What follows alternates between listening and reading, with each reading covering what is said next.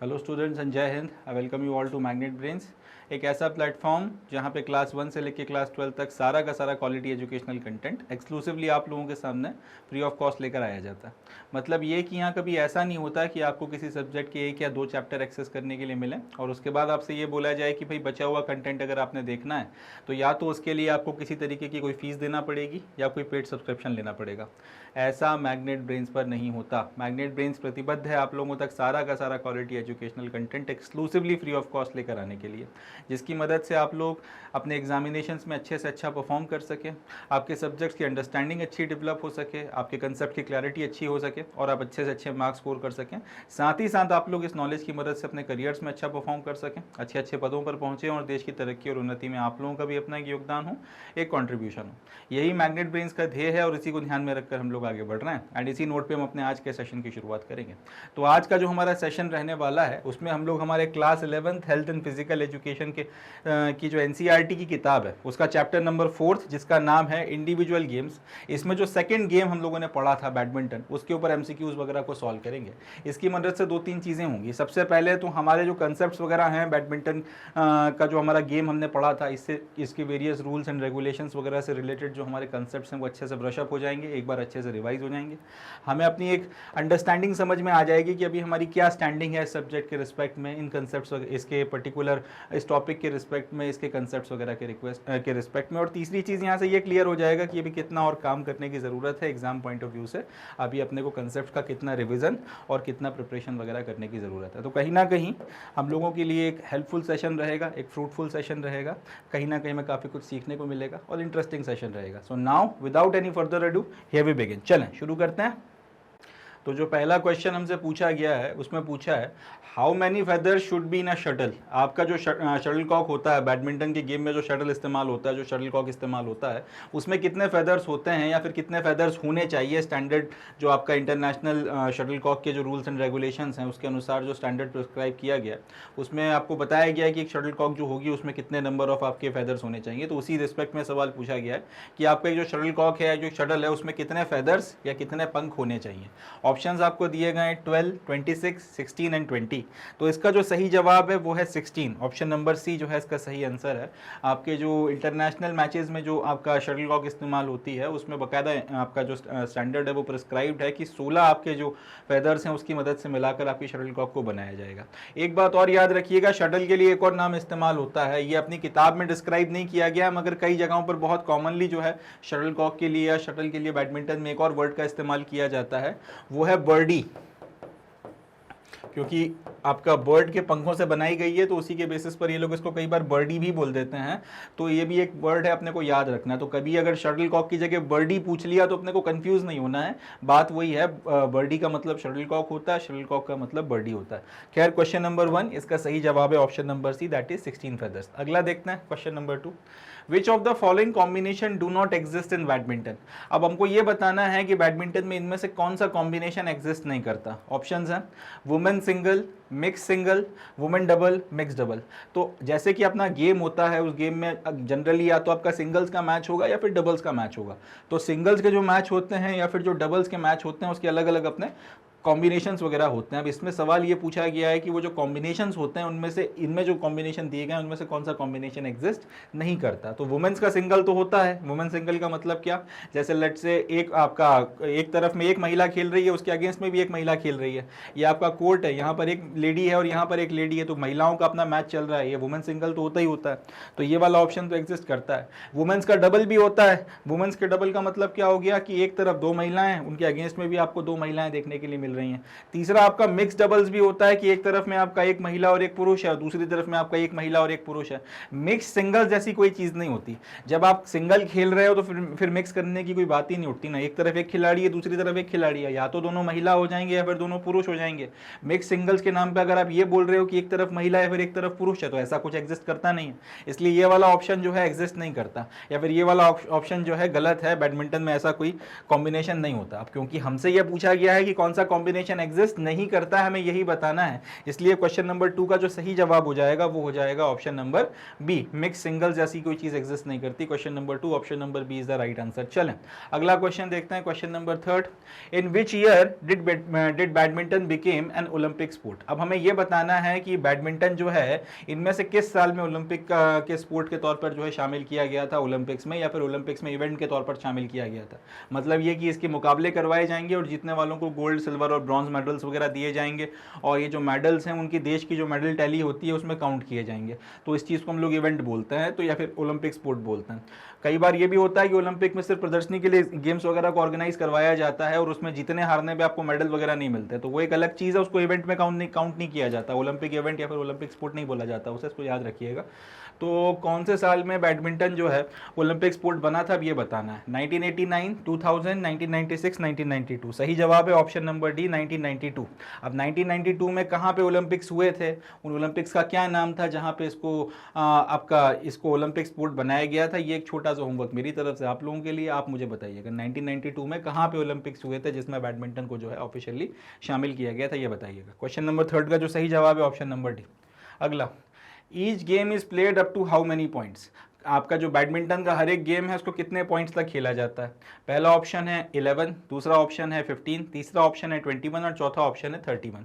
तो हर एक गेम जो है बैडमिंटन का कितने पॉइंट्स तक खेला जाता है, इसका सही जवाब है हर एक जो सेट होता है या फिर हर एक जो आपका गेम होता है वो 21 पॉइंट तक खेला जाता है, जिसके भी 21 पॉइंट्स पहले हो गए 2 पॉइंट की लीड के साथ में। ये बात याद रखिएगा, 21 पॉइंट्स मगर 2 पॉइंट की लीड के साथ में होने चाहिए। जिसके भी आपके 21 पॉइंट्स हो गए 2 पॉइंट की लीड के साथ में, वो जो है यहाँ पे विजेता डिक्लेयर हो जाता है। कहने का मतलब क्या है, कहने का मतलब यह है कि अगर किसी व्यक्ति के लेट से आपके 19 पॉइंट हैं और उसके अगेंस्ट में आपके 21 पॉइंट हो गए, तो कितने की लीड बन गई, 2 पॉइंट की लीड हो गई, और अब आपके 21 पॉइंट भी हो गए, तब जो है आप विजेता कहलाएंगे, तब जो है आप विजेता कहलाएंगे। मगर सपोज कर लीजिए कि सामने वाले के 20 पॉइंट हो गए और अब आपका 21वां पॉइंट हो गया, ऐसी कंडीशन में आपको विजेता नहीं बोला जाएगा। ऐसी कंडीशन में जीतने के लिए आपको क्या करना पड़ेगा, ऐसी कंडीशन में आपको जीतने के लिए 2 पॉइंट की लीड लेना पड़ेगी, तब मैच 21 पॉइंट से आगे खींचेगा। तो ऐसी परिस्थिति में फिर आपको 22 पॉइंट पर जो है विन देखने के लिए मिलेगी। तो जनरली 21 पॉइंट पर आपका सेट या फिर आपका मैच खत्म हो जाता है, मगर शर्त यह है आप कम से कम 2 पॉइंट की लीड से जीते हो। अगर सामने वाले के 18 हैं, 17 हैं, 15 हैं, 14 हैं, 10 हैं, 9 हैं और आपके 21 पॉइंट हो गए, ऐसी कंडीशन में तो आपको विजेता डिक्लेयर कर दिया जाएगा। मगर सामने वाले के 20 पॉइंट हो गए और आपने 21वां पॉइंट स्कोर कर लिया, ऐसी कंडीशन में आप विजेता डिक्लेयर नहीं किए जाएंगे। और उसके कंडीशन में क्योंकि आप विजेता डिक्लेयर तो किए नहीं गए, तो मैच जो है 21 पॉइंट से आगे जाएगा। फिर वो अब आपको 22वां पॉइंट स्कोर करना पड़ेगा। अगर 20-22 हो गया तब ठीक है, अगर उसने 21वां पॉइंट स्कोर कर लिया तो फिर आपको 21-23 करना पड़ेगा। अगर उसने 22 कर लिया तो 22-25 तक जाएगा, 22 और आपका 24 तक मैच जाएगा। अगर 23वां कर लिया तो 23-25 तक जाएगा। कुल मिलाकर फिर आपको 2 पॉइंट की लीड लाना पड़ेगी। तो यहां पर अपने को, क्योंकि वो जो 2 पॉइंट आपका ये वाली कंडीशन एज्यूम करके पूछी गई है कि दूसरा प्लेयर जो है वो आपका 20 पॉइंट स्कोर नहीं कर रहा है, ऐसी परिस्थिति में क्या आप कितने पॉइंट्स तक मैच जाएगा, तो इस बात को अज्यूम करके सवाल पूछा गया। तो हर एक जो गेम है नॉर्मल परिस्थितियों में 21 पॉइंट तक खेला जाता है। ऑप्शन नंबर सी जो है वो करेक्ट ऑप्शन है। मगर 2 पॉइंट की लीड अगर आपकी है और तब 21वें पॉइंट आपको मिला है, 21वां पॉइंट मिलते वक्त अगर कम से कम 2 पॉइंट की लीड आपके पास में, तब आप विजेता डिक्लेयर किए जाएंगे, नहीं तो फिर मैच आगे खिंचता है। तो क्वेश्चन नंबर 4 का जो सही जवाब है वो है option number C, that is 21 point तक खेला जाता है नॉर्मल कंडीशंस में। ये बात याद रखिएगा। अगला, the interval between games of a match in badminton can not exceed how many minutes. Badminton के आपके जनरली 3 सेट होते हैं, एक मैच में आपके 3 सेट होते हैं, पहला मैच या फिर पहला सेट, दूसरा सेट और तीसरा सेट। तो अब ये जो तीनों सेट होते हैं तीनों 21-21 पॉइंट के खेले जाते हैं नॉर्मल कंडीशंस में। अगर दोनों के 20-20 पॉइंट तक हो गया और तब 21वां पॉइंट स्कोर हुआ, तब फिर वो मैच आगे खींचता है, वो एक अलग बात है। पॉइंट ये है या सवाल यहाँ ये पूछा गया है कि जो 3 आपके सेट होते हैं इनके बीच में कितना जो है आपको ब्रेक मिलता है, कितने कितने मिनट का आपको ब्रेक देखने के लिए मिलता है। कि एक सेट हो गया आपका खत्म, इसके बाद में थोड़ा सा आपको ब्रेक मिलेगा, फिर दूसरा सेट चलेगा, दूसरा सेट आपका खत्म हो गया, उसके बाद में थोड़ा सा ब्रेक मिल गया, फिर तीसरा सेट चलेगा। तो पूछा यही गया है कि आपको यहाँ पे कि भाई एक बैडमिंटन का जो के मैचेस वगैरह या बैडमिंटन के जो एक मैच में जो सेट्स होते हैं, जो अलग अलग गेम्स होते हैं, इनके बीच में आपको कितना जो ब्रेक मिलता है वो कितने मिनट से ज़्यादा एक्सीड नहीं कर सकता। ऑप्शन से 4 मिनट्स, 3 मिनट्स, 2 मिनट्स, 1 मिनट। उसका जो सही जवाब है वो है ऑप्शन नंबर सी, 2 मिनट्स। मतलब ये कि अगर आपका ये पहला वाला सेट हुआ है, ठीक है, आपके बैडमिंटन के गेम का पहला वाला सेट हो गया, आपके बैडमिंटन के गेम का पहला वाला सेट हो गया, इसके बाद में 2 मिनट का ब्रेक होता है, उसके बाद में आपका सेकंड सेट होता है, सेकंड सेट के बाद में फिर आपका 2 मिनट का ब्रेक होता है और उसके बाद में फिर आपका जो है थर्ड सेट करवाया जाता है। इस तरीके से जो है आपका गेम आगे बढ़ता है। तो क्वेश्चन नंबर 5 का जो सही जवाब है वो है option number C, that is 2। अगला देखते हैं क्वेश्चन नंबर 6। क्वेश्चन नंबर 6 में what is the least amount of point a player must lead by two to win match. अब कितने नंबर ऑफ पॉइंट्स की कम से कम आपके पास में लीड होनी चाहिए कि आप एक मैच जीतें। थोड़ी देर पहले मैंने आपको डिटेल में भी समझा ही दिया है, बाकी डिटेल एक्सप्लेनेशन जब मैंने आपको वीडियोस के दिए थे तब भी हमने डिस्कस किया था कि कम से कम 2 पॉइंट की लीड आपको रखनी पड़ेगी। 21 पॉइंट अगर आपने स्कोर कर लिए हैं, मगर 21 पॉइंट के साथ में दूसरी जो शर्त है वो ये है कि आपके 2 पॉइंट्स की लीड अगर आपके पास में है तभी आपका काम बनेगा, वरना नहीं बनेगा। अगर 2 पॉइंट की लीड नहीं है और सामने वाला 20 पॉइंट लेके बैठा है और आप 21वां पॉइंट स्कोर कर गए तो 1 पॉइंट की लीड आई, ऐसी कंडीशन में भले आपने 21 पॉइंट स्कोर कर लिए मगर आप मैच के विजेता नहीं कहलाएंगे। ये इंपॉर्टेंट बात है, इसको याद रखिएगा। तो 21 पॉइंट पे आप जीतेंगे तो जरूर, मगर 2 पॉइंट की लीड के साथ में। 21 पॉइंट अगर सामने वाले ने 20 कर दिए तब 21 पर नहीं जीतेंगे। 21 कर दिए तो फिर आपको जो है फिर अगर सामने वाले के 20 हैं तो फिर आपको 22 करना पड़ेंगे, उसके 21 होगा तो फिर 23 करना पड़ेंगे। इस तरह से कहने का मतलब यह है, अर्ज ये है, बात का सेंस ये बनता है, मुराद ये है मेरी कहने की कि 2 पॉइंट की लीड कम से कम आपको लेनी पड़ेगी, उसके बिना काम नहीं चलेगा। ये रूल है। तो यहां पर जो सवाल पूछा गया है कि what is the least amount of point a player must lead by two to win मैच, सही जवाब है option number B, that is 2। तो क्वेश्चन नंबर 6 का जो सही जवाब बनेगा वो बनेगा ऑप्शन नंबर बी। चलें अगला क्वेश्चन देखते हैं, question number 7। How many times a player can strike a shuttlecock before it flies over the net.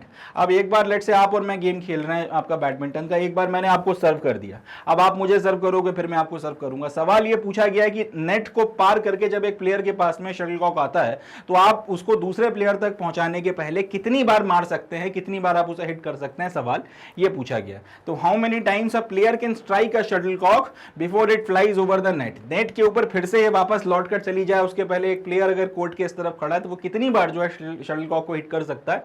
Options हैं thrice, twice, once, none of the above.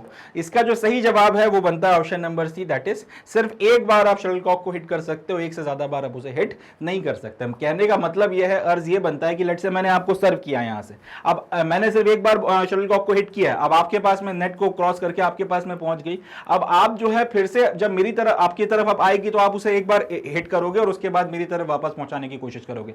अगर एक से ज्यादा बार हिट करोगे तो फिर वो वैलिड नहीं है, वो उस केस में फिर आपको पेनलाइज किया जाएगा। मेरे पास आएगी, मैं फिर जो है उसको एक ही बार हिट करके आपकी तरफ पहुंचाने की कोशिश करूंगा। मतलब यह है कहने का कि लेट से यहां पे नेट लगा हुआ और नेट को क्रॉस करके या तो शटलकॉक इस तरफ आ गई या फिर शटलकॉक उस तरफ चली गई। दोनों परिस्थितियों में जो प्लेयर है जिसकी कोर्ट में आपका शटलकॉक आ रही है वो सिर्फ एक बार जो है उसको हिट कर सकता है नेट के दूसरी तरफ पहुंचाने के लिए। ये अपने को याद रखना है, इसका अपने को ध्यान रखना है। क्वेश्चन नंबर 7 का सही जवाब बनता है ऑप्शन नंबर सी। अगला देखते हैं question number 8। When a birdie, मैंने आपको बताया था कि शटलकॉक के लिए बर्डी वर्ड भी इस्तेमाल होता है, तो यहां पे बर्डी का मतलब क्या है, शटलकॉक है, कंफ्यूज नहीं होना। When a birdie is hit back and forth together in the badminton it is called.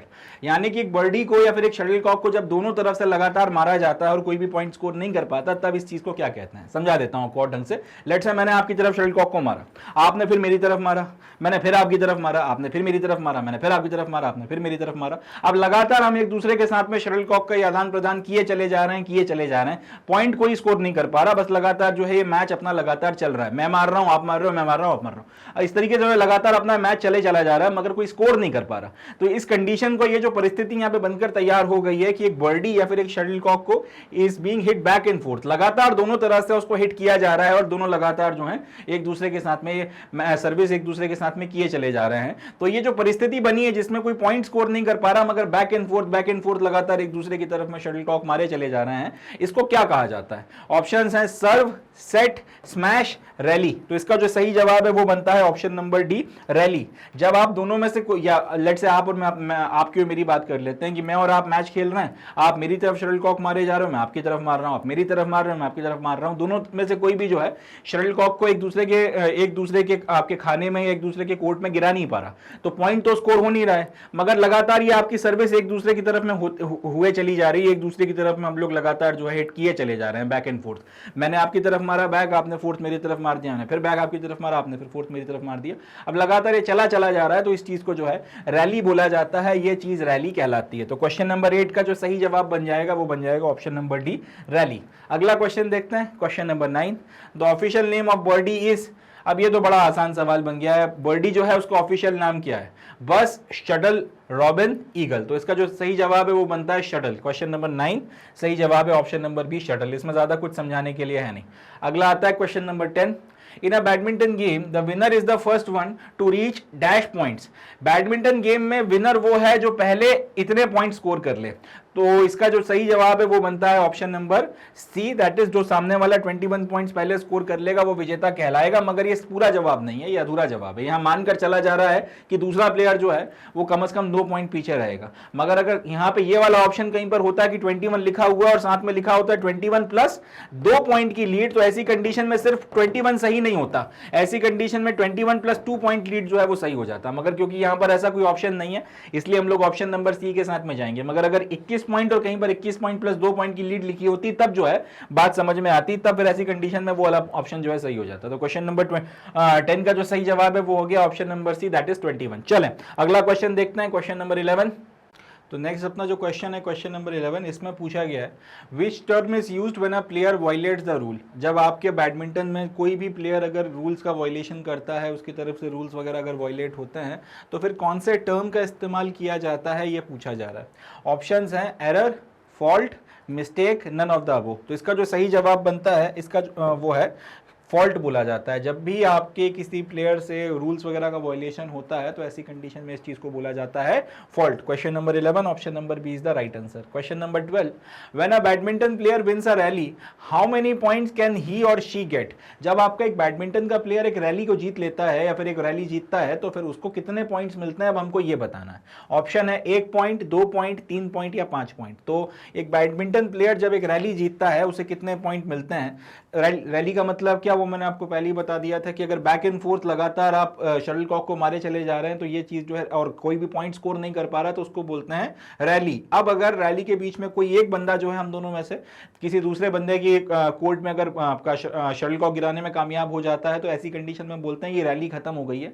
और दोनों में से जो जिसने भी आपका, लेट से अगर मैंने आपके तरफ में अगर शटल कॉक गिरा दिया तो मुझे कुछ पॉइंट मिलते हैं, और अगर आपने मेरी तरफ शटल कॉक गिरा दिया तो आपको कुछ पॉइंट मिलते हैं। सवाल ये पूछा गया है कि जब भी कोई व्यक्ति, और ऐसी कंडीशन में ये बोला जाता है कि अगर मैंने आपकी तरफ में शटल कॉक को गिराया तो फिर ये बोला जाएगा कि मैंने रैली को जीत लिया है, और अगर आपने मेरी तरफ में शटल कॉक को गिराया तो फिर ये बोला जाएगा कि आपने जो है रैली को जीत लिया है। तो जब भी कोई व्यक्ति रैली को जीत लेता है ऐसी कंडीशन में उसको कितने पॉइंट मिलते हैं। ऑप्शंस हैं 1 पॉइंट, 2 पॉइंट, 3 पॉइंट या 5 पॉइंट। तो इसका जो सही जवाब है वो है ऑप्शन नंबर ए, कि भैया उस व्यक्ति को 1 पॉइंट मिलता है। बैक एंड फोर्थ लगातार आपका बैडमिंटन का गेम चल रहा है, दोनों में से अब जो भी, अब ये रैली बन गई है आपकी, यहाँ पे दोनों प्लेयर लगातार आपका शटल कॉक को मारे चले जा रहे हैं मगर कोई पॉइंट स्कोर नहीं कर पा रहा। अब दोनों में से जो भी दूसरे वाले की तरफ में आपका शटल कॉक को गिरा देता है तो फिर ये बोला जाता है कि उसने रैली जीत ली है, और जिसने भी रैली जीत ली है उसको फिर जो है 1 पॉइंट मिलता है। चले, तो क्वेश्चन नंबर 12 का जो सही जवाब है वो है ऑप्शन नंबर ए। अगला, What can be the maximum number of games in a badminton match. Badminton का जो आपका मैच होता है इसमें मैक्सिमम नंबर ऑफ गेम्स कितने हो सकते हैं। ऑप्शन है 3, 5, 7 या फिर 2। इसका जो सही जवाब है वो बनता है ऑप्शन नंबर ए, कि भाई 3 गेम्स होते हैं और इसमें से कम आपको 2 जीतने होते हैं। बेस्ट ऑफ 3 जो है इसको हम लोग बोलते हैं, या एक मैच में आपके 3 सेट होते हैं और इन 3 सेट्स वगैरह में फिर जो है आपको कम से कम 2 जीतने पड़ेंगे, तब आपको विजेता डिक्लेयर किया जाएगा। तो क्वेश्चन नंबर 13 का जो सही जवाब बनता है वो बनता है ऑप्शन नंबर ए। अगला question number 14, which has the greater length, the court of doubles और द कोर्ट ऑफ सिंगल्स। अब आपके पास जो डबल्स का कोर्ट होता है उसकी बात की गई है, और आपका जो सिंगल्स के लिए जो कोर्ट होता है उसकी बात की गई है। पूछा यह गया है कि कौन से वाले कोर्ट की लेंथ ज्यादा होती है। अगर आपका डबल्स का जो मैच हो रहा है उसके कोर्ट की लेंथ ज्यादा होती है, आपके सिंगल्स का जो कोर्ट है उसकी जो लेंथ ज्यादा होती है, वाइस वर्सा होता है कि सिंगल्स के कोर्ट की लेंथ कम होती है और डबल्स के कोर्ट की लेंथ ज्यादा होती है, आपको यह बताना है। तो ऑप्शंस हैं, डबल्स के कोर्ट की लेंथ ज्यादा होती है, सिंगल्स के कोर्ट की लेंथ ज्यादा होती है, दोनों की लेंथ सेम होती है, नन ऑफ द अबव। सही ऑप्शन है ऑप्शन नंबर सी, कि भाई दोनों की जो लेंथ है वो सेम होती है। आप चाहे सिंगल्स खेलें, आप चाहे डबल्स खेलें, आप चाहे मिक्स डबल्स खेलें, डजेंट मैटर, मगर आपका जो बैडमिंटन का कोर्ट है वो उतना ही रहता है, उसमें कोई चेंजेस नहीं किए जाते, उसके स्पेसिफिकेशंस नहीं बदले जाते, वो एज इट इज रहता है, उसमें कोई बदलाव आपको देखने के लिए नहीं मिलता। तो डजेंट मैटर कि आपका कोर्ट चाहे डबल्स के लिए हो चाहे आपका कोर्ट सिंगल्स के लिए हो, वो ग्रेटर लेंथ क्या कोई कंसेप्ट आता ही नहीं है, क्योंकि जो लेंथ है वो दोनों की सेम रहती है, या फिर जो सेम कोर्ट डायमेंशन या सेम कोर्ट जो है उसी पे खेला जाता है। अलग से आपको जो कोर्ट वगैरह है दोनों के लिए नहीं बनाया जाता, उसमें डायमेंशंस में कोई चेंजेस या कोई बदलाव आपको देखने के लिए नहीं मिलते। तो क्वेश्चन नंबर 14 का जो सही जवाब है वो है option number C, that is same length. अगला आता है question number 15, when the score in a badminton game reaches 20 all, what can be the final score. अगर लेट्स से कि एक मैच है जिसमें बैडमिंटन का कोई एक गेम चल रहा है, उसमें स्कोर जो है 20 ऑल हो गया। 20 ऑल का मतलब क्या है कि दोनों तरफ ने जो है 20-20 पॉइंट स्कोर कर दिए हैं। ऐसी कंडीशन में फाइनल स्कोर क्या हो सकता है जिसपे किसी व्यक्ति को विजेता डिक्लेयर किया जाएगा। ऑप्शंस हैं 22-20, 21-20, 23-20, 18-20। तो इसका जवाब मैंने आपको दे दिया था कि अब जो भी व्यक्ति 21 पॉइंट स्कोर कर लेगा वो विजेता नहीं डिक्लेयर किया जाएगा, उसको 21 पॉइंट पे विजेता नहीं घोषित किया जाएगा, उसको कम से कम 2 पॉइंट की लीड लेना पड़ेगी। इसका मतलब यह हुआ कि अगर 20 ऑल हो गया है तो आपको 2 पॉइंट स्कोर करना पड़ेंगे, मतलब आपको 22 करना पड़ेगा। तो जो फाइनल स्कोर जिस पर विजेता माना जाएगा या जीत डिक्लेयर की जाएगी वो है 22-20 पर जो है आपको विजेता माना जाएगा। तो क्वेश्चन नंबर 15 का जो सही जवाब है वो हो जाएगा option number A, that is 22-20 will be the final score, अगर अभी स्कोर जो है सेट में 20 ऑल या फिर 20-20 बन गया है तो। क्वेश्चन नंबर 15 का सही जवाब हो गया ए। अब देखते हैं question number 16, when the shuttlecock lands on the line of the court it is considered to be out और इन। अब अगर एक शटलकॉक जो है वो कोर्ट की लाइन पे गिर गई, लेट्स से ये आपका कोर्ट वगैरह बना के रखा हुआ है और ये शटलकॉक जो है वो कोर्ट की जस्ट लाइन पर आके गिरी है, कोई भी जो आपकी वेरियस लाइंस वगैरह बनाई जाती हैं उस पर आके ये यहां पे गिर गई तो बाहर आ गया, यहां गिर गई तो बाहर आ गया, यहां गिर गई तो बाहर आ गया। मगर अगर उसी लाइन के ऊपर अगर आपकी शटलकॉक गिरी है तो फिर ऐसी कंडीशन में हम लोग क्या बोलते हैं कि वो शटलकॉक जो है वो कोर्ट के अंदर है या फिर शटलकॉक जो है वो कोर्ट के बाहर है। इसी को घुमा के पूछा जा सकता है कि आपका जो बैडमिंटन का कोर्ट होता है, इसकी जो लाइंस होती हैं इसको कोर्ट में इंक्लूड किया जाता है या इसको एक्सक्लूड किया जाता है। तो इसका जो सही जवाब है कि इसको जो है इन माना जाता है, या ये जो लाइंस वगैरह हैं कोर्ट में इंक्लूड की जाती हैं। तो क्वेश्चन नंबर 16 का जो सही जवाब बनता है वो बनता है ऑप्शन नंबर है। अगला question number 17, is it a fault when a badminton players racket touches the net when playing. सवाल ये पूछा गया है कि अगर बैडमिंटन का कोई प्लेयर है वो अपना शॉट ले रहा है, लेते लेते अगर उसका जो बैट है वो अगर नेट से टच हो जाता है तो क्या इसको फॉल्ट माना जाता है, हाँ या ना। तो इसका सही जवाब है कि हाँ भाई इसको फॉल्ट माना जाता है। ऑप्शंस जो है वो दिए हुए हैं yes no, depending on the situation, none of the above. मगर इसका जो सही जवाब है वो ये है कि हाँ इसको फॉल्ट माना जाता है। ऑब्वियस ही बात है, अगर आप खेल रहे हो और आपके बैट के लगने के चलते अगर नेट डिस्टर्ब होता है, उसमें मूवमेंट आएगा, वो झूलने लगेगा, तो उसको फॉल्ट तो माना ही जाएगा ना। तो क्वेश्चन नंबर 17 का जो सही जवाब है वो है ऑप्शन नंबर ए, कि हाँ भाई इसको फॉल्ट माना जाता है अगर आपका बैट जो है वो कोर्ट को वो आपका नेट को अगर टच हो जाता है। क्वेश्चन नंबर 17 सही जवाब है ऑप्शन नंबर ए। अगला आता है question number 18, during each badminton game the player will have a 1 minute break at which point.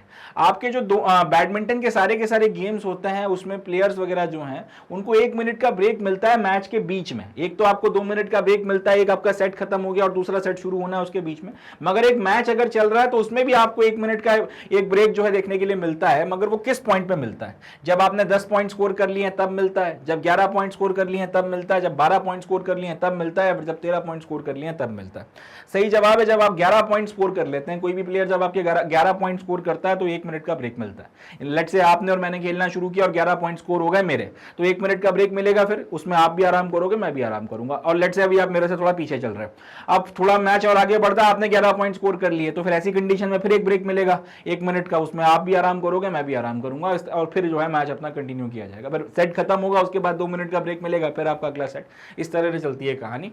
तो एक आपका बैडमिंटन में आपका प्लेयर जो है उनको 1 मिनट का ब्रेक मिलता है जब 11 पॉइंट जो है स्कोर हो जाते हैं। चलें question number 18 option number B. अगला question number 19, the head of a shuttlecock is made of which material.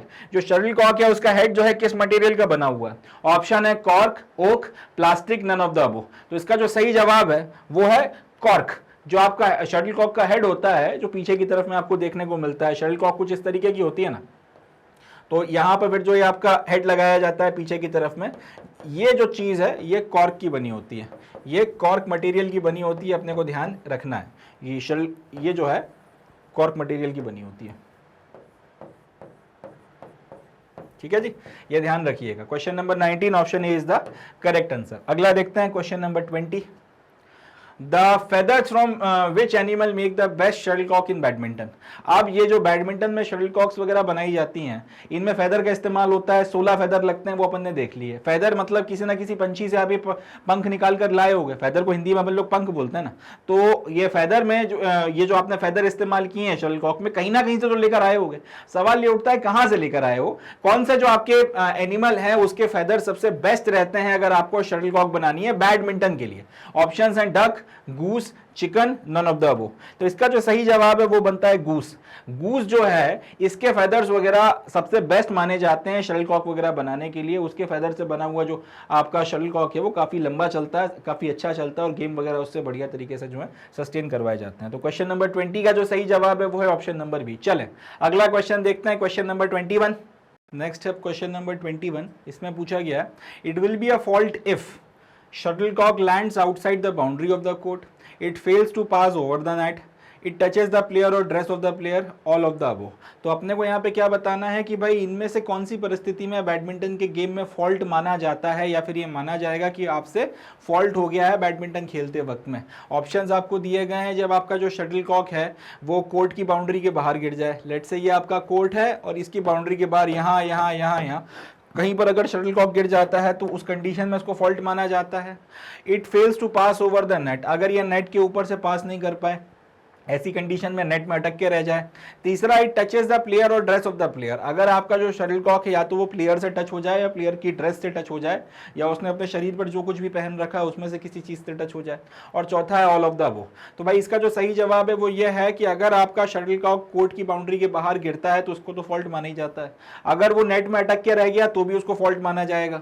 अगर आपके प्लेयर जो है उसके कपड़ों से या किसी और हिस्से से अगर टच होता है बॉडी के तो उसको भी जो है वो फॉल्ट माना जाता है। तो इसका मतलब यह है कि सारे के सारे ऑप्शन सही हैं। तो क्योंकि all the options are correct, इसलिए ऑप्शन नंबर डी जो है वो करेक्ट ऑप्शन हो जाएगा। क्वेश्चन नंबर 21 का सही जवाब हो गया option number D, option number D हो गया। चलें अगला question number 22। Which side serves in the next game. आपका जैसे 3 गेम्स होते हैं, एक गेम चल रहा है, उसके बाद अगला गेम होगा, उसके बाद में अगला गेम होगा। तो हर एक गेम के बाद में जो नेक्स्ट गेम आपका होने वाला है उसमें कौन सा साइड जो है वो सर्व करता है। यानी कि लेट्स से ये पहला वाला मैच अपना शुरू हुआ, इसमें टॉस हुआ, टॉस में डिसाइड हुआ कि मैं आपको सर्व करूंगा, मैंने शुरू किया सर्व करना, ये मैच खत्म हुआ। नेक्स्ट जो आप ये जो सेट है वो खत्म हुआ, अब नेक्स्ट जो सेट आएगा उसमें फिर कोई किसी को सर्व करेगा। सवाल ये उठता है कि मैं आपको सर्व करूंगा या आप मुझे सर्व करोगे। डिसाइड कैसे होगा कि कौन सा साइड किसको सर्व करेगा। तो क्वेश्चन यही पूछा गया है कि विच साइड जो है, कौन सा साइड जो है वो नेक्स्ट गेम में सर्व करेगा। तो इसके जो ऑप्शंस वगैरह हैं, कौन सा साइड जो है वो नेक्स्ट गेम में सर्व करेगा। Option number A winning side in the game before next, यानी कि जो नेक्स्ट गेम आने वाला है इसके पहले वाला जो गेम है इसको जिसने जीता है वो सर्व करेगा। Losing side in the game before next, यानी कि जो नेक्स्ट गेम आने वाला है उसके पहले जो आखिरी गेम हुआ था इसमें जो हारा है वो करेगा। तीसरा अंपायर्स के द्वारा डिसाइड किया जाता है, और चौथा है कि कोई भी सर्व कर सकता है। तो इसका जो सही जवाब है वो बनता है क्वेश्चन नंबर 22 का ए, कि लेट से आपके मेरे बीच में एक सेट चल रहा है और इस सेट को मैंने जीत लिया तो अगला जो सेट आएगा उसमें सर्व मैं करूंगा। और लेट से आपके मेरे बीच में सेट चल रहा है और ये सेट को आपने जीत लिया तो अगला जो सेट आएगा उसमें जो सर्व है वो आपको करना। तो नेक्स्ट आता है आपका question number 23। The server from left service court serves when the score is. अब आपका जो सर्वर है वो लेफ्ट सर्विस कोर्ट से सर्व करता है जब आपका स्कोर कितना होता है। तो हमको पता है कि जनरली आपका मैच वगैरह जो है इसमें आपका जो ये बैडमिंटन का जो कोर्ट है ये 2 हिस्सों में डिवाइड किया जाता है। एक पीछे के पोर्शन की बात कर रहा हूँ, एक आपका लेफ्ट सर्विस कोर्ट होता है और एक आपका राइट सर्विस कोर्ट होता है। तो ये जो लेफ्ट सर्विस कोर्ट है इससे भी मैच में सर्व किया जाता है और राइट सर्विस कोर्ट जो है इससे भी मैच में सर्व किया जाता है, और उसकी टर्म्स एंड कंडीशंस है।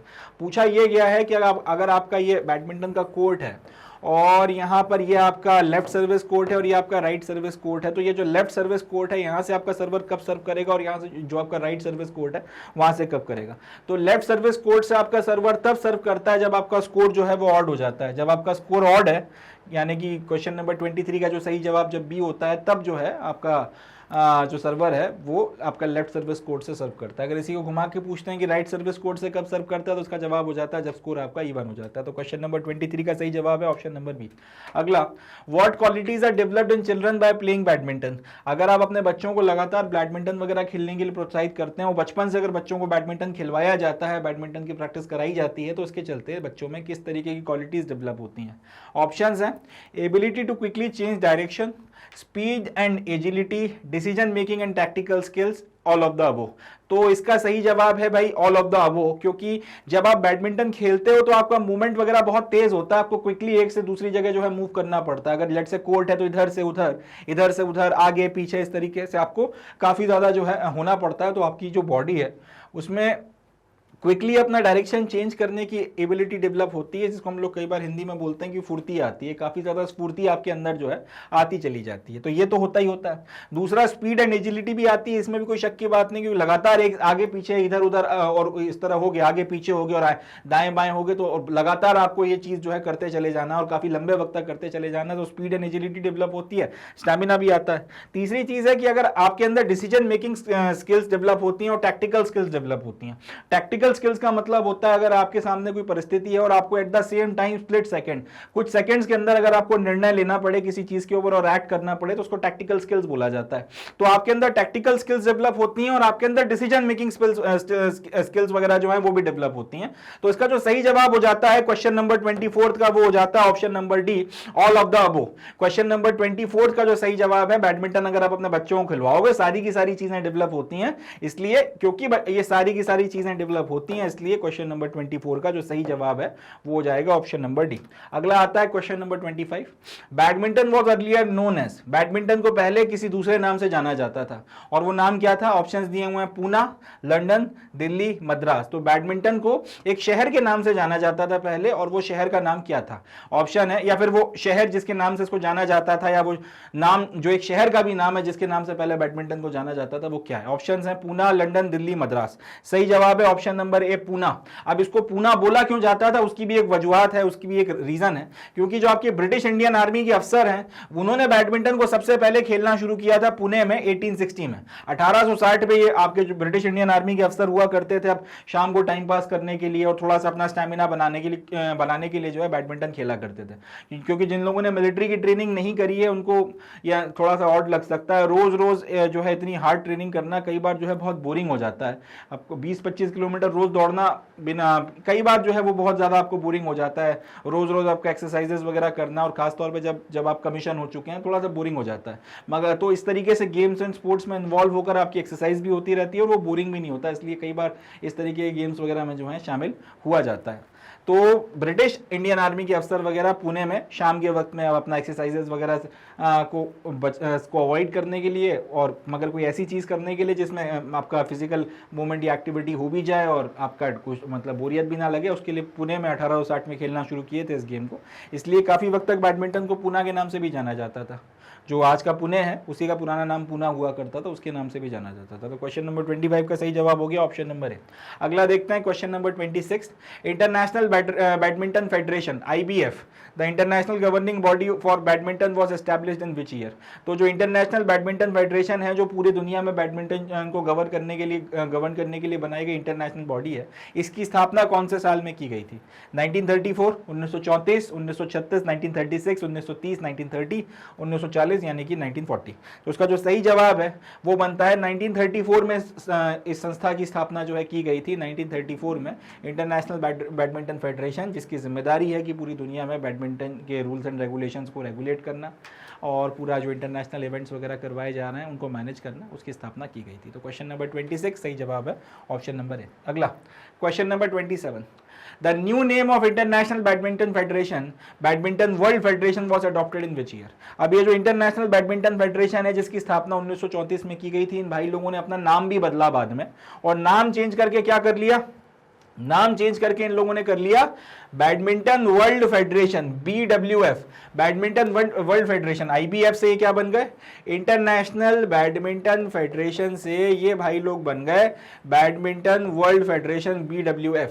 और ये नया जो नाम है इसको इन्होंने किस साल अडॉप्ट किया था? ऑप्शंस हैं 2000, 2022, 2002, 2004, 2006। तो सन 2000 में, 2002 में, 2004 में, 2006 में। इसका जो सही जवाब है वो बनता है 2006 में जो है बैडमिंटन वर्ल्ड फेडरेशन नाम का नया जो नाम है इंटरनेशनल बैडमिंटन फेडरेशन ने अडॉप्ट किया था। तो question number 27, option number D is the right answer. चलें अगला देखते हैं, क्वेश्चन नंबर 28।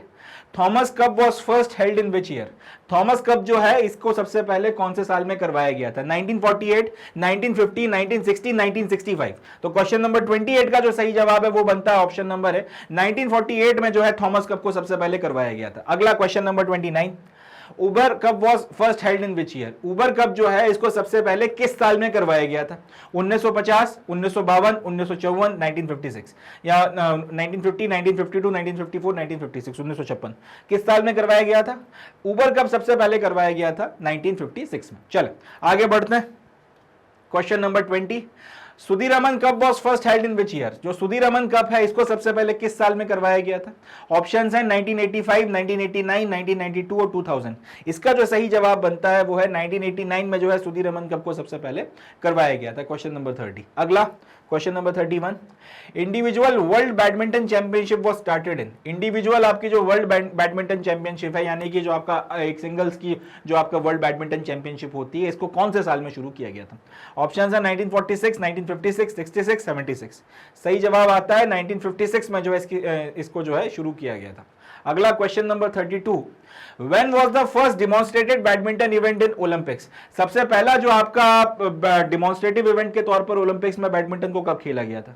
मैंने आपको थोड़ी देर पहले बताया था कि कई बार आपके ओलंपिक्स में गेम्स वगैरह जो हैं उनको करवाया जाता है डिमॉन्स्ट्रेटिव स्पोर्ट्स के तौर पर, जिसमें जीतने हारने वाले को एज सच जो है मेडल्स वगैरह दिए जाते हैं या ना दिए जाते हैं डजंट मैटर, मगर वो काउंट नहीं होते आपकी कंट्री की जो टैली होती है मेडल्स की उसमें। मगर लोगों को दिखाने के लिए, बताने के लिए कि ये भी एक गेम है जिसको कंसिडर किया जा रहा है शामिल करने के लिए, आपका इसको कंसिडर किया जा रहा है शामिल करने के लिए आने वाले जो फ्यूचर ओलंपिक्स वगैरह होंगे एक इवेंट के तौर पर, जिसमें जीतने हारने में मेडल्स भी मिलेंगे और आपका जो इसको जो है एक आपका इसके जो भी मेडल्स वगैरह आप जीतोगे फिर वो आपकी कंट्री की टैली में जो है ऐड भी होंगे। तो सबसे पहले डिमॉन्स्ट्रेटिव तौर पर जो है बैडमिंटन को कौन से ओलंपिक्स में शामिल किया गया था? ऑप्शंस हैं 1972 म्यूनिक ओलंपिक, और डिमॉन्स्ट्रेटिव का मतलब समझ में आ गया ना कि ये एक आपका बैडमिंटन का करके भी गेम है जिसको आगे शामिल किया जा सकता है ओलंपिक्स में। तो देखिए, एंजॉय करिए, समझिए, फेमिलियर होइए इसके साथ में। तो पहला 1972 म्यूनिक ओलंपिक, अगला 1976 मॉन्ट्रियल ओलंपिक, तीसरा 1980 मॉस्को ओलंपिक एंड चौथा 1984 Los Angeles Olympics. Question number 32 कि किसमें जो है सबसे पहले आपने इसको एक डिमॉन्स्ट्रेटिव इवेंट के तौर पर शामिल किया था? इसका सही जवाब बनता है ऑप्शन नंबर है म्यूनिक ओलंपिक्स। म्यूनिक ओलंपिक्स में जो है इसको शामिल किया गया था। यहां से एक और बात याद रखिएगा, म्यूनिक ओलंपिक्स जो है एक और चीज के लिए जाना जाता है। 1972 का म्यूनिक ओलंपिक में एक आपका अनफॉर्चुनेट इवेंट भी हुआ था जिसको म्यूनिक मैसेकर बोला जाता है। म्यूनिक मैसेकर के बाद में फिर एक लंबा चौड़ा ऑपरेशन जो है एक देश जिसका नाम इजराइल है उसने चलाया था, जिस ऑपरेशन का नाम था ऑपरेशन व्राथ ऑफ गॉड। उसके ऊपर एक बड़ी अच्छी मूवी भी बनी है जिसका नाम भी म्यूनिक रखा गया है। स्टीवन स्पीलबर्ग ने इसको जो है डायरेक्ट किया था, 2002 या 2003 में रिलीज हुई थी। अच्छी पिक्चर है, आप देख सकते हैं उसे। तो काफी सारी चीजें हुई थी म्यूनिक ओलंपिक्स में, काफी हैपनिंग इवेंट माना जाता है इसे, काफी अनफॉर्चुनेट इवेंट्स भी हुए थे, काफी सारी चीजें हुई थी। तो पहला जो डिमॉन्स्ट्रेटिव आपका डेमोन्स्ट्रेशन जो किया गया था, डिमॉन्स्ट्रेटेड इवेंट जो ओलंपिक्स में हुआ था बैडमिंटन का, वो 1972 के म्यूनिक ओलंपिक्स में हुआ था। क्वेश्चन नंबर 32 का जो सही जवाब बनता है वो बनता है ऑप्शन नंबर है। चलो नेक्स्ट क्वेश्चन की तरफ बढ़ते हैं, question number 33, that is also going to be the last question for today's session. Badminton became an official summer Olympic event at which Olympics? Badminton जो है वो ऑफिशियली समर ओलंपिक के इवेंट के तौर पर कौन से ओलंपिक में जो है शामिल किया गया था? ऑप्शंस हैं 1984 Los Angeles Olympics, 1980 Moscow Olympics, 1988 Seoul Olympics and 1992 Barcelona Olympics. तो बैडमिंटन जो है ऑफिशियल समर ओलंपिक के तौर पर 1992 बार्सिलोना ओलंपिक्स में जो है शामिल किया गया था। क्वेश्चन नंबर 33 का जो सही जवाब बनता है या सही ऑप्शन बनता है वो बनता है ऑप्शन नंबर डी। तो ये जो है इसका सही जवाब बनता है। चलें आगे बढ़ते हैं। So with this we come to end of today's session. आज का जो सेशन है अपना यहीं पर समाप्त होता है। आज का जो सेशन रहा इसमें अपन लोगों ने अपनी class 11th health and physical education की जो NCERT किताब है उसके चैप्टर नंबर 4 जिसमें हम लोगों को इंडिविजुअल गेम्स के बारे में बातचीत करनी है, उसका जो सेकंड इवेंट है, जो सेकंड स्पोर्ट है जिसका नाम बैडमिंटन था, उसके बारे में हम लोगों ने डिस्कस किया है। बैडमिंटन के जो आपके MCQs वगैरह थे, बैडमिंटन की जो भी हम लोगों ने डिस्कशन वगैरह किया था उसके ऊपर, वो हम लोगों ने सॉल्व किए हैं। आई एम प्रीटी श्योर कि इसको करने के बाद में आप लोग अपना एक सही तरीके से इवैल्यूएशन अब लगा पाएंगे कि इस पर्टिकुलर टॉपिक के रिस्पेक्ट में आपकी भी प्रिपरेशन का जो लेवल है वो कितना है, कहाँ पे आपको काम करना है, कहाँ पे इम्प्रूवमेंट की ज़रूरत है और कहाँ पे अभी और ज़्यादा जो है पढ़ना या रिवीजन करने की दरकार है। तो वो बच्चे जिन लोगों ने डायरेक्टली ये सेशन ही देखा था और इस पर्टिकुलर चैप्टर को नहीं पढ़ा है, तो उनको भी मैं बोलूँगा कि आप जो हैं इसके सारे के सारे वीडियोस वगैरह, detailed explanation videos, one shot revision video सबको अपलोड किया जा चुका है, तो उनको जाकर देखें और उसकी मदद से इस पर्टिकुलर टॉपिक को, इस चैप्टर को अच्छे से प्रिपेयर कर लें। अगर आप अच्छा नहीं कर पा रहे हैं तो उसके बाद में आप इसमें अच्छा स्कोर कर सकेंगे। वो बच्चे जिन्होंने सारे लेक्चर्स देखे हैं और उसके बाद में इसको कर रहे हैं, आई एम एक्सपेक्टिंग कि आपने 33 में से कम 20-25 तक जो है मिनिमम सही स्कोर किए होंगे। तो किस किस का कितना कितना स्कोर बनता है कमेंट सेक्शन में लिखकर ज़रूर बताइएगा। बाकी अगर आप लोगों की कोई और क्यूरीज हैं, कोई और आप लोगों को कुछ और बात बतानी है, कुछ और शेयर करना है, तो वो भी आप बता सकते हैं, वो भी I will be entertaining. But अपने स्कोर्स वगैरह मुझे ज़रूर बताइएगा। एंड इसी नोट पे I would be calling it the day and concluding the session. And करने के पहले एक बात और मैं आप लोगों को बताना चाहूँगा कि जैसा मैंने आपको सेशन की शुरुआत में ही बताया था कि मैग्नेट ब्रेन्स पे सारा का सारा जो क्वालिटी एजुकेशनल कंटेंट है वो एक्सक्लूसिवली फ्री ऑफ कॉस्ट आपको एक्सेस करने के लिए दिया जाता है। एक्सक्लूसिवली फ्री ऑफ कॉस्ट आप ये सारा का सारा क्वालिटी एजुकेशनल कंटेंट देख सकते हैं। यहाँ पर आपको kindergarten to class 12 CBSE English medium and Hindi medium सारा का सारा कंटेंट देखने के लिए मिलता है। NTSC का कंटेंट हो गया, ओलंपियाड हो गया, CVT, IIT, JEE, नीट और इसके अलावा और भी जो आपके वेरियस अदर एग्जामिनेशन हैं, इन सबका कंटेंट और इन सबका रिसोर्सेज वगैरह भी जो है आपको एक्सेस करने के लिए मिलते हैं। अब हम लोग सब, और ये सारा का सारा कंटेंट आप अगर देखना चाहें तो इसके 3 मोड्स हैं। एक तो आप इसे हमारे YouTube चैनल पर देख सकते हैं, दूसरा आप इसको हमारी वेबसाइट पर देख सकते हैं और तीसरा आप मैग्नेट ब्रेन्स का ऐप डाउनलोड कर वहां पर भी ये सारा का सारा कंटेंट देख सकते हैं। तो जिस भी तरीके से आप इस कंटेंट को एक्सेस करना चाहें, कंज्यूम करना चाहें, आप कर सकते हैं। अब हम लोग इस बात को भी समझते हैं कि सिर्फ वीडियो देख लेने भर से या इसको 1-2 बार देख लेने भर से जो है आपकी प्रिपरेशन पूरी नहीं होती। आपको कई बार हार्ड कॉपी में जो नोट्स हैं उनकी भी जरूरत पड़ती है, जिनको आप लोग क्विकली रिवाइज कर सकें और वक्त वक्त पर देख सकें, एग्जामिनेशन के पहले खास तौर पर। तो इसके लिए मैग्नेट ब्रेन्स आपके लिए बुक्स भी लेकर आया है। ये सारा का सारा जो कंटेंट आपको पढ़ाया जाता है, जिन किताबों से पढ़ाया जाता है, जो आपके नोट्स वगैरह हैं, वो सारे आपको बुक फॉर्मेट में भी देखने को मिलते हैं, हार्ड कॉपी में भी और ई बुक के रूप में भी। तो अगर आप ये बुक्स वगैरह भी लेना चाहते हैं, इनको एक्सेस करना चाहते हैं, तो इनके भी लिंक्स आपको डिस्क्रिप्शन में दिए गए हैं, वहां से जाकर आप इनको एक्सेस कर सकते हैं, देख सकते हैं। इसके अलावा कोई और अगर आप लोगों के मन में बात हो, कुछ आप बताना चाहें, अगर आप हमसे जुड़ना चाहें, तो वेरियस जो हमारे सोशल मीडिया प्लेटफॉर्म्स हैं, ट्विटर हो गया, मैसेंजर हो गया, आपका इंस्टाग्राम हो गया, फेसबुक हो गया, या फिर हमारे जो यूट्यूब के कमेंट सेक्शन हो गया, उसमें कहीं पर भी आप अपनी बात लिख सकते हैं and we will be getting back to you. हम उसको रिस्पॉन्ड ज़रूर करेंगे। सो जितना हो सके इस पर्टिकुलर वेंचर का फ़ायदा उठाएं, जितना हो सके उतना ज़्यादा इससे अपने आप को बेनिफिट करें, दूसरों को भी इसके बारे में बताएं, खुद का भी भला करें, दूसरों का भी भला करें, तरक्की और उन्नति के रास्ते पर चलते रहें, मेहनत करते रहें, आगे बढ़ते रहें एंड मोस्ट इंपॉर्टेंटली जुड़े रहें मैग्नेट ब्रेन्स के साथ। इसी नोट पर I would be calling it the day in concluding the session. अपना बहुत ध्यान रखें, खुश रहें, हंसते मुस्कुराते रहें। थैंक यू, जय हिंद।